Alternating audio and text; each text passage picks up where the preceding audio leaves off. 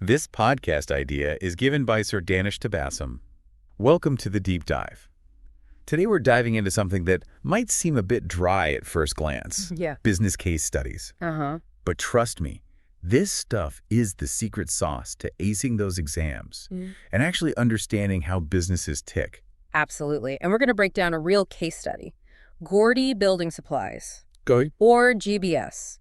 And we'll give you the tools to impress those examiners. Think of it like this. We're not just going to tell you what's in the case. Right. We're going to show you how to use it. It's like giving you the cheat codes to the business world, exam edition. Exactly. We'll be focusing on what examiners are looking for, how to structure your answers to snag those high marks, and even how to use those little details from the case study to your advantage. First up, we've got flexible employment. Yeah. Now, GBS uses these part-time contracts that flex with their workload. Okay. Kind of like how a lifeguard has more hours in the summer. That's a great analogy. And it's super relevant here because GBS is in the building supplies business, which is, as you might guess, pretty seasonal. So when construction is booming, they need all hands on deck. Right. But come winter, Yeah. things slow down. Exactly. And that's where those flexible contracts come in handy. Right. Instead of being stuck paying a full staff year-round, they can adjust their workforce to match the demand. It's all about keeping costs down and staying competitive. Which is crucial when you're up against those big box stores. Absolutely. So, students, if you see a question about flexible employment, remember to connect it to GBS's specific situation. Explain how those contracts help them manage costs and stay agile in a fluctuating market. Examiners love that kind of real-world application. Now let's move on to something a bit more techy. GBS is thinking about launching a smartphone app for all their customer communications. Oh, yeah, definitely. Sounds pretty innovative, right? Everyone's glued to their phones these days, but I can already see where this might get tricky. You're right to be skeptical. While an app can be a fantastic way to reach customers, there are some potential downsides GBS needs to consider. Hit me with them. First off, developing a good app is no walk in the park. Okay. You need talented programmers, slick designers, and then there's the ongoing maintenance. It all adds up. Yeah, it's not like whipping up a website on a free platform. We're talking serious investment here. Precisely. And then there's the whole what if it crashes scenario. Oh, gosh, yeah. Imagine, it's peak season, everyone's trying to order supplies, and boom, server meltdown. Total disaster. Customers can't place orders, GBS is losing money, and everyone's frantically trying to get a hold of tech support. Not a pretty picture. So while the app idea has potential, GBS needs to carefully weigh those risks and costs. Oh, okay. And students, this is the kind of analysis examiners are looking for. Don't just focus on the shiny new tech. Show them you understand the potential pitfalls, too. Okay, next up, GBS is considering buying a brand new grinding machine, a serious piece of equipment. But as you can imagine, this kind of investment isn't just about, ooh, shiny. There's some serious number crunching involved. That's where we dive into the world of investment appraisal. Right. We're talking accounting rate of return, ARR, Okay. and net present value, NPV. Don't worry, they sound more intimidating than they actually are. Yeah, I remember those formulas giving me a bit of a headache back in the day. But you're right, they're essential tools for any business making big investment decisions. So let's break them down for our listeners. What's ARR all about? Essentially, ARR tells us the average yearly profit as a percentage of the initial investment. Okay. Think of it like this. How much bang are you getting for your buck year after year? So in the case of GBS and their grinding machine, the ARR works out to be 24%. Right. Not too shabby. Not bad at all. But what about NPV? That one always felt a bit more mysterious. NPV takes into account the time value of money, which basically means $1 today is worth more than $1 tomorrow. Why? Yeah. Why? Because you can invest that dollar today and earn interest on it. Makes sense. So NTV is like a crystal ball, showing us how much those future cash flows from the grinding machine are worth in today's money. Exactly. And for GBS, the NTV for this investment comes out to a positive $22,000. Okay, so a positive NPV. That seems like a green light, right? Like, go for it, buy the machine. It's definitely a good sign, but hold on. Okay. Before we jump to conclusions, we need to consider the bigger picture. Okay. Remember, GBS is a partnership. Right. So where is that $110,000 coming from? Do they have the cash on hand, or will they need to borrow? Good point. Taking on debt adds interest payments, which could eat into their profits. Exactly. Plus, are there other projects GBS could invest in that might yield even better returns? Maybe they could upgrade their delivery fleet or invest in a marketing campaign. Okay, so it's not just about crunching the numbers in isolation. It's about understanding the full context of GBS's business and their overall goals. Absolutely. And students, this is what examiners are looking for. That ability to analyze the data, consider the nuances, and make a well-justified decision. Don't just tell them the ARR is 24%, explain what that means for GBS and whether it's a smart move in light of their specific circumstances. All right, now for something that sounds way more complicated than it is, price elasticity of demand, or PED. Okay. It's all about understanding how much the quantity demanded for a product changes when the price changes. Think about it like this. GBS wants to know what happens to their gravel sales if they drop the price. Okay. Do sales go up a little or do they skyrocket? That's what PED helps us figure out. So let's say they lower the price of gravel from $90 to $81 per ton. Right. How does that impact how much they sell? Well, based on the data in the case study, we can calculate the PED. Okay. And in this scenario, it comes out to -2.5. Wait, a negative number. Does that mean people actually buy less gravel when the price goes down? Not quite. The negative sign just indicates that the relationship between price and quantity demanded is inverse. In other words, when the price goes down, the quantity demanded goes up. Okay, so the negative sign is just telling us that they move in opposite directions. Exactly. And the 2.5 tells us how much quantity demanded changes in relation to price. Okay. In this case, it means a 1% decrease in price leads to a 2.5% increase in quantity demanded. That means GBS's gravel has what we call elastic demand. So even a small price drop can lead to a pretty big jump in sales. That's useful info for GBS. Absolutely. It can help them make strategic decisions about pricing. Do they lower prices to try and grab more market share, even if it means a slightly lower profit margin per ton? Interesting. It's like a balancing act, right? Exactly. But remember, PED is just one piece of the puzzle. Okay. GBS also needs to consider competitor pricing, overall market conditions, and their own business goals. Okay. So let's say GBS is thinking about expanding their business, which sounds great on the surface, right? More space, more customers, more profits. Right. But there's a catch. This expansion requires them to use new land, and that comes with potential environmental and social impacts. This is where things get really interesting. Yeah. GBS is facing a classic business dilemma, Wow. balancing growth with responsibility. Right. And that's where corporate social responsibility, or CSR, comes into play. Okay, so CSR, that's all about businesses doing good for the planet and the people, Right. not just focusing on the bottom line. Exactly. It means taking into account the ethical and social impact of their actions. Okay. In GBS's case, expansion could mean increased noise pollution from their operations, disrupting the peace for nearby residents. Yeah, I can imagine those complaints rolling in if they're suddenly running heavy machinery all hours of the day. And we know from the case study that there have already been objections from some villagers who are worried about the impact on their community. Ignoring those concerns could seriously damage GBS's reputation, making it harder to attract customers and even employees in the future. That's a great point. In today's world, customers really care about a company's values. Absolutely. So GBS needs to walk a tightrope here. Expand too aggressively, and they risk alienating the community.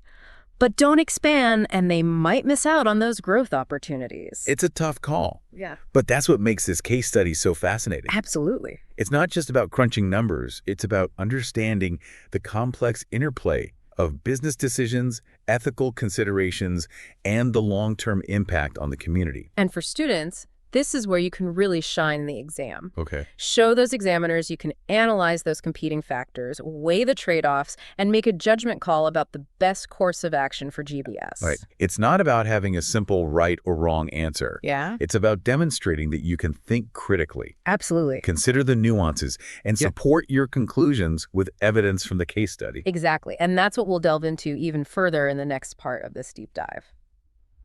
Welcome back to the deep dive.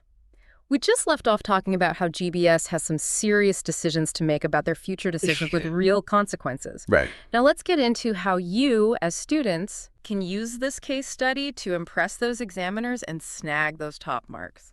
All right, students, get those pens ready. We're going to walk you through how to tackle those high mark questions Yeah, using GBS as our example. absolutely. Remember, it's not just about knowing the definitions. Right. It's about showing you can apply those concepts Yes, to the nitty-gritty details of the case. exactly.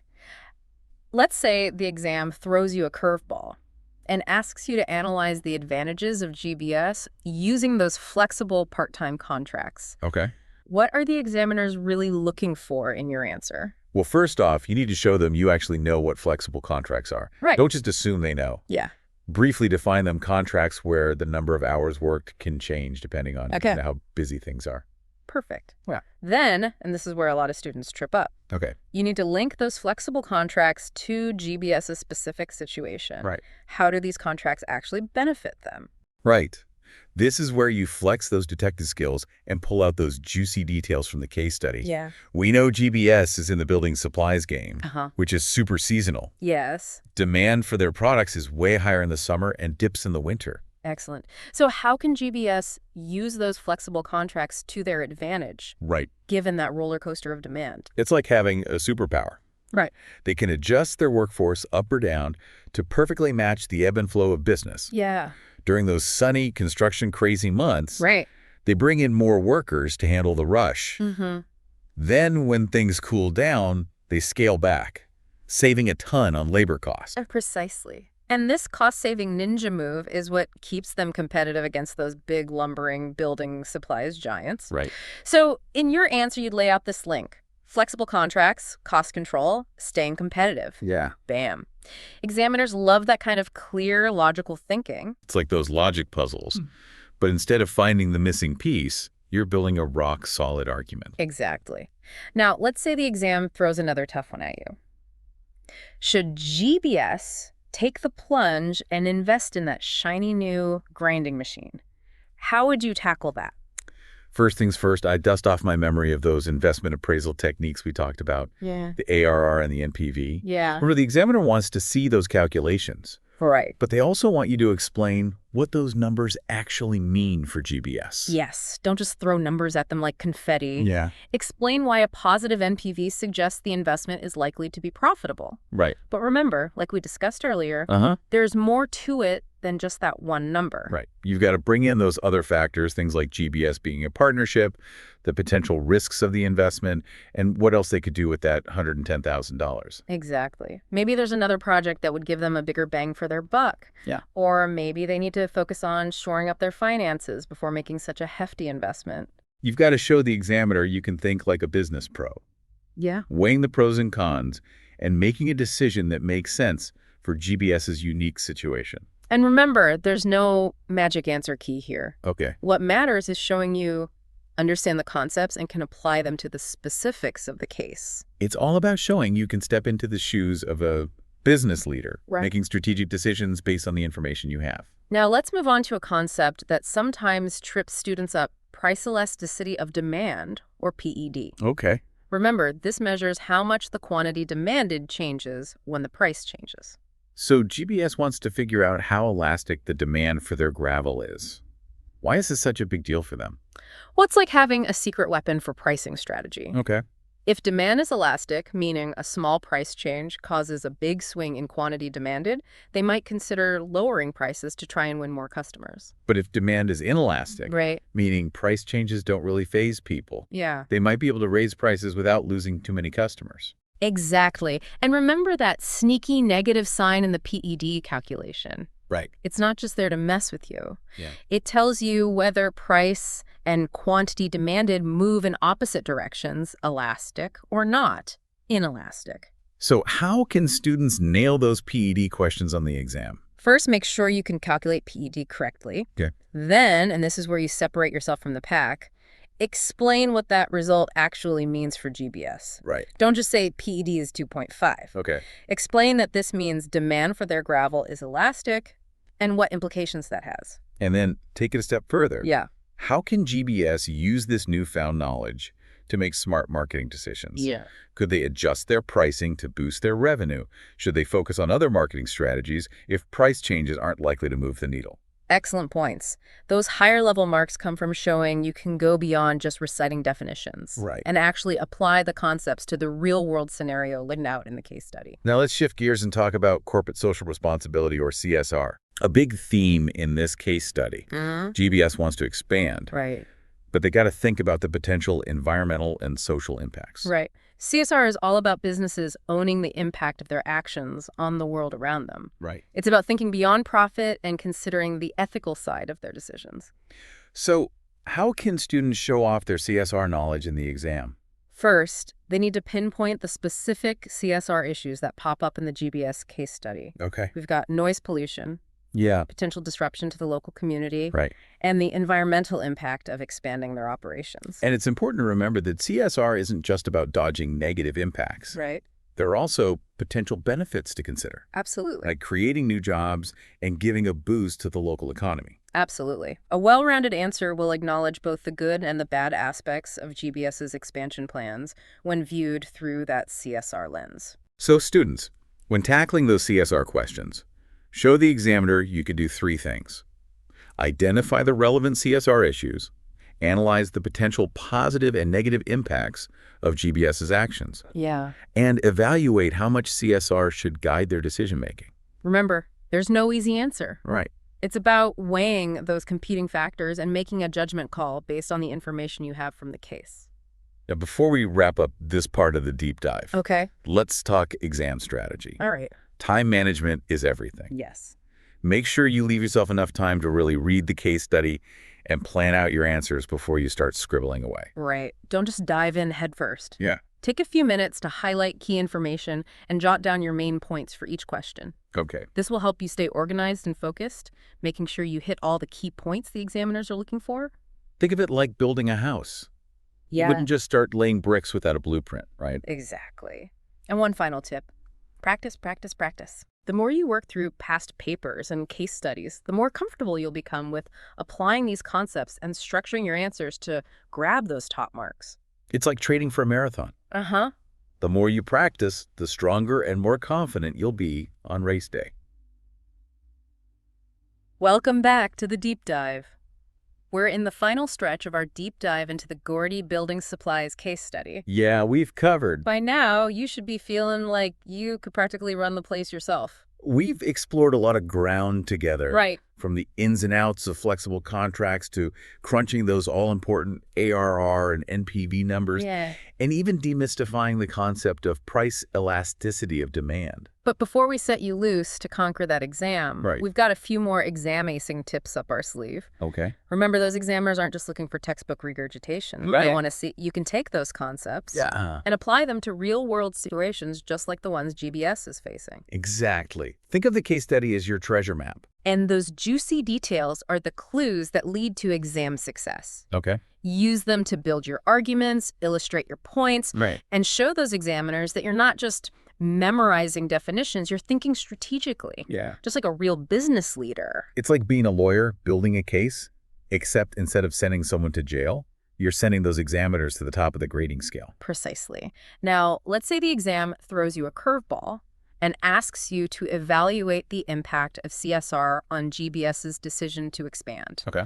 This is your chance to really shine by demonstrating your ability to weigh those competing factors and make a judgment call. Right. It's not enough to just scribble down CSR is good. Mm-hmm. You need to dig into the specific CSR issues at play in the GBS case study, things like the potential for noise pollution, the impact on the local community, and those environmental concerns. Excellent. And remember, CSR isn't just about avoiding negative press. Right. It's also about considering the potential benefits. Right. Sure, there might be environmental concerns with the expansion, but there's also the potential to create jobs and boost the local economy. It's all about finding that sweet spot, that balance between economic growth and responsible business practices. Absolutely. Show those examiners you can see the big picture, weigh those trade-offs, and present a well-reasoned argument.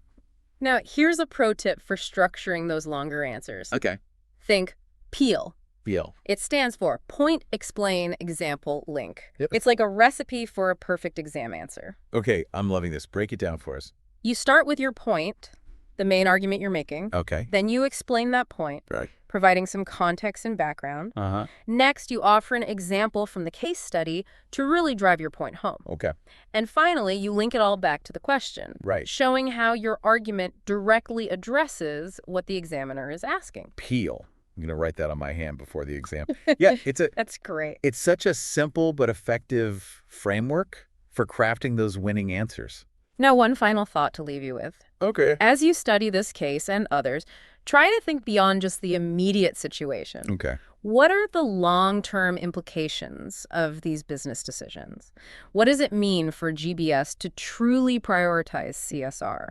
How might their choices today shape their future and the future of their community? Those are fantastic questions. And they really highlight that understanding business concepts isn't just about passing exams. Right. It's about developing those critical thinking skills that will serve you well in any career path you choose. Exactly. Whether you're aiming for a career in business or any other field, learning to analyze, evaluate, and make strategic decisions based on evidence and ethical considerations are skills that will set you apart from the crowd. Well, there you have it. Our deep dive into the Gordy Building Supplies case study is complete. It is. We've explored everything from flexible employment to investment decisions to the importance of CSR. We have. And we've equipped you with the tools and strategies to tackle those exam questions with confidence. Now go out there and crush that exam. And remember, the learning doesn't stop there. Keep exploring, keep questioning, and keep diving deep into topics that ignite your passion. Thanks for joining us on the deep dive. And be sure to subscribe for more deep dives into topics that matter. Yes. We'll see you next time.